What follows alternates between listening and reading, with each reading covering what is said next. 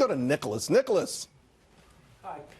So I'm a college student here in New York City studying business, and on today's college campuses, it's so hard to bring Republican ideas such as capitalism to a debate without being either shouted down or called a slew of slurs. So how do we ensure that students in our universities and colleges across the country, especially here in cities as liberal as New York, are able to learn the real differences between capitalism and socialism and the benefits capitalism has brought to America through its first 243 years of existence? Let's ask the professor. I've spent a lifetime preaching to do exactly that, to have the university be a place where the ideas of capitalism can be defended by people who believe in it, and the ideas of socialism can be defended and put forward by people who believe in it.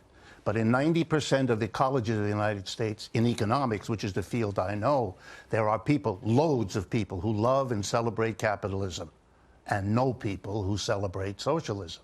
Let me give you myself as an example, because Herman here has given himself as an example. I was born in Ohio. Parents had absolutely nothing.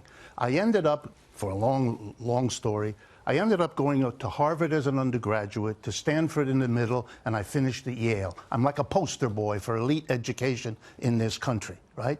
At no time in my education, 10 years in the Ivy League, did anyone stand in front of me and give an argument for why socialism was advantageous or good. I heard countless debates among people who loved capitalism, disagreed about this or that.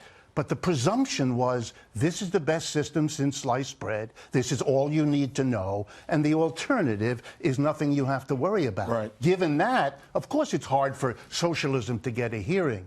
But your situation is the very, very scarcest reality. The one I described is unfortunately the bad legacy of the Cold War we still live with. With all due respect, Richard, I want to bring Kennedy in because this is not the first time I've heard this. In fact, I've heard it from thousands and thousands of young adults in colleges across this country. Yes. And it's not just, we have to divorce ourselves from the idea of a two-party system, and I'm sure that you would agree. You know, you kind of rail against the Democrat Party and the establishment, and it's this extreme bifurcation, but they really have so much in common that they do such a great disservice to so many people. So instead of thinking in terms of Republican and Democrat, I like to think in terms of freedom, and that's, you know, that is much more libertarian. That is much more of a libertarian, liberty-encompassing philosophy. And when you talk about freedom, you tend to be much more inclusive because you're talking to individuals. You're not just tribing up into two separate groups where it's we instantly hate you.